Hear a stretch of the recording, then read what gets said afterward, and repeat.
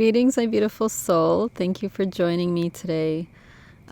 Today, I want to talk a bit about inner child healing and kind of to explore different approaches that I've used over the years for my own healing, and how really it's very interesting that these approaches, some of which are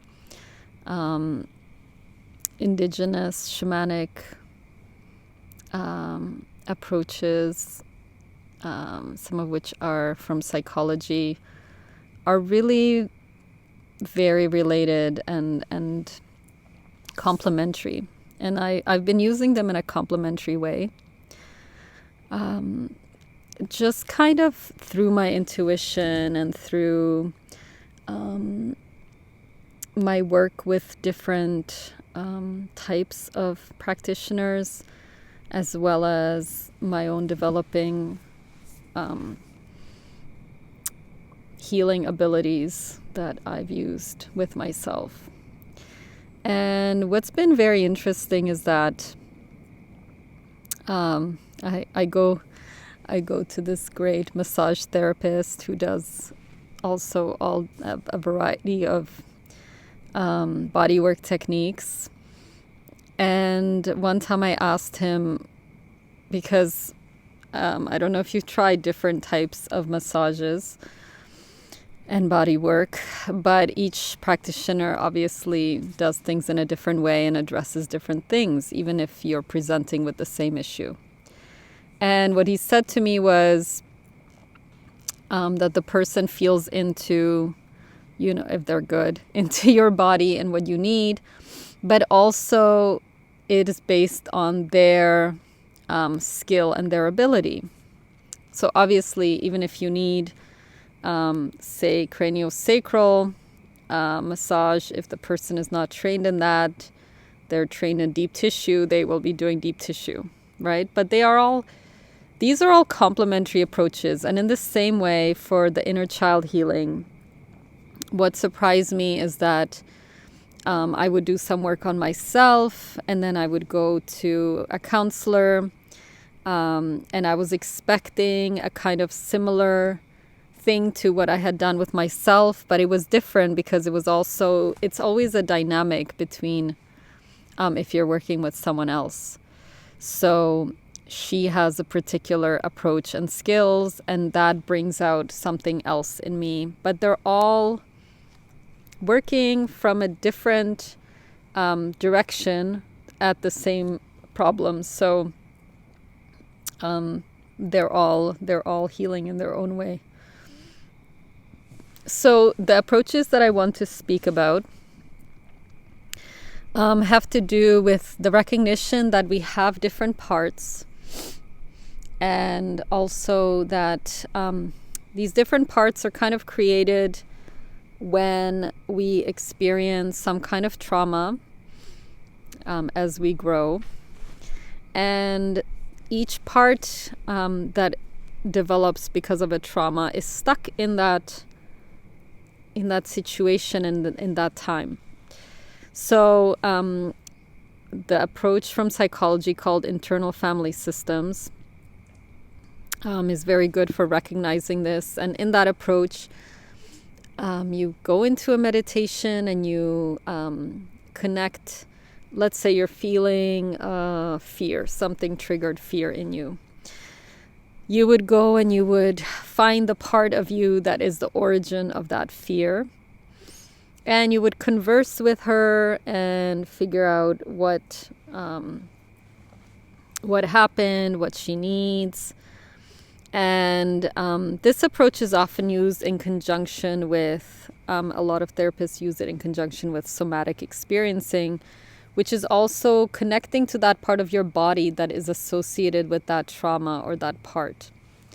And there can be more than one part in the body, and you just kind of follow where your body takes you. You might place your hand there to help shift the energy, and at the same time you're listening to that part. Or depending on how you process information, some people just have a sense of things, and some people are more visual. They see things that part wants to show them, or they hear things.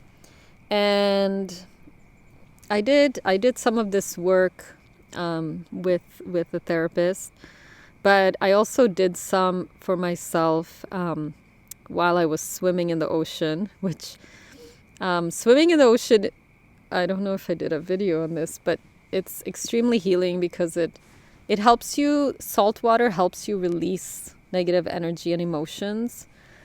And it can put you in a meditative state if you're going for a long swim, like I do. And it's really great then for reprogramming your mind or your beliefs. But I also did inner child healing, internal family systems while swimming a couple of summers ago, I think. So I would go and I would connect to a part, and I would talk to her and try to heal different aspects of her. So I've been working with this for a couple of years now, but in the last few months I started doing soul retrieval, and it was very interesting because it started with just my intuition. Well, for quite a few years I've had this kind of lingering idea that I needed to do this. But then one day I was led to a book, which I bought and read a little bit of. And then I was led to a video, which I didn't even know was going to be a soul retrieval, but it was. And it was actually the right time. And I did that with this guided video, a guided meditation, which I recently also recorded my own soul retrieval meditation that you can I'll post in the description. You can watch if you like. So what happens in a soul retrieval, it's a shamanic journey, and in shamanism there is the upper, middle, and lower world, and each have their own affordances. But for a soul retrieval you would go into the lower world. And the lower world really, from my understanding, represents our subconscious and the things that are hidden from us. And if you've lost, and they call it a soul retrieval and a soul loss, but really it's not that your soul is gone or part of it is gone. It's more that it's disconnected from you because of a trauma. So it's there, but it's not integrated. And so then often when triggers happen, it'll be related to that unintegrated part of your psyche or soul. So you go into the lower world and you ask a guide to bring the part of you that needs to be reconnected, the part of you that was lost. And so I did this, and I connected with my 3-year-old part. And it's important to say that when you do a soul retrieval, and since then I've also done it with clients, when you do a soul retrieval, that lost part may or may not be ready to fully be reintegrated. So you really have to communicate, and if you're doing it with a practitioner, you may not even be aware of what's happening, and they do the work for you. But I was doing it for myself, and you can do it for yourself with the video if you feel that it's the right thing for you. You really have to listen to if that part is ready to come back or not, or what it needs from you. And support it, and even if it's not ready to come back, there is a healing that happens, and you're able to get closer to it. Perhaps at the beginning that part of you is very traumatized and doesn't want to interact with you.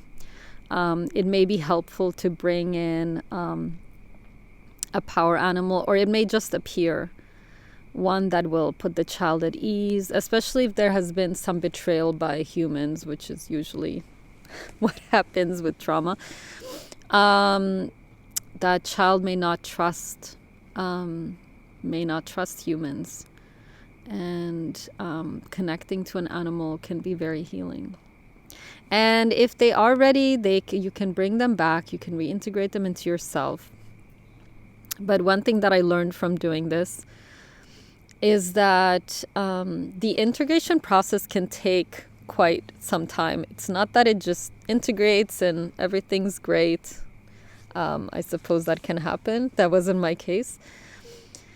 And yeah, I haven't really heard people talking about this, so I thought it was important to share this. What happened in the coming days and weeks, probably up to about a month, I think, is that, well, first of all, what happened first was that there were all of these emotions that child had not processed that would just come up. So I would just be going about my day, and suddenly I would be in total grief and crying and not exactly sure why, but I kind of had a sense that it was related to her. So you just allow these emotions to be expressed, to come out, and you reassure your inner child. And so this took a couple of days or 3, I'm not sure. And then there would be things that would happen that would trigger me, that were related to this part that's healing. And so I had to work through those things. And there was even, so what I would do is, if I started to feel unwell emotionally, and I wasn't quite sure why, like sometimes you get triggered by something, but sometimes you may not even realize something triggered you because you wake up in the morning like that. Or you just start feeling bad. And what I would do is I would do a shamanic journey for myself and connect and figure out and heal whatever it was. And there can even be things that come up that are ancestral or past life. Or one thing that was very unusual that happened to me was I connected to some trauma, a collective trauma that happened in the area of the world where I was born, that I don't think was ancestral. I don't think it was actually my ancestors. It was the Holocaust. And it wasn't that. I don't think that any of my ancestors were in the Holocaust, but it literally happened in the same area where I was born and raised. And I think that my 3-year-old took on this very, very heavy, difficult energy. And so in the meditation, I had to do healing on this energy that was stuck inside me. So all of that happened, and yeah, now I'm working on soul retrieval for my 9-year-old, which she also had a lot of trauma, and again, it's bringing things up, and even things that seem to have originated in my adulthood are actually linked to what happened to me when I was 9. So all of those things are coming up to be healed. So what I'm saying is that this is not an easy, quick process, or it may not be. And so if you don't have the skills to deal with these things, it's important for you to be doing this when you have access to a therapist or shamanic healer or whoever you wish or you feel called to work with. So that's just a little warning that it's not just very like instant and straightforward.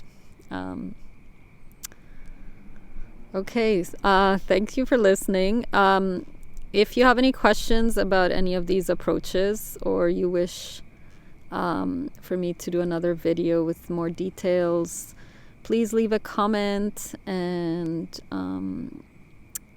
I look forward to hearing from you, and thank you so much for watching.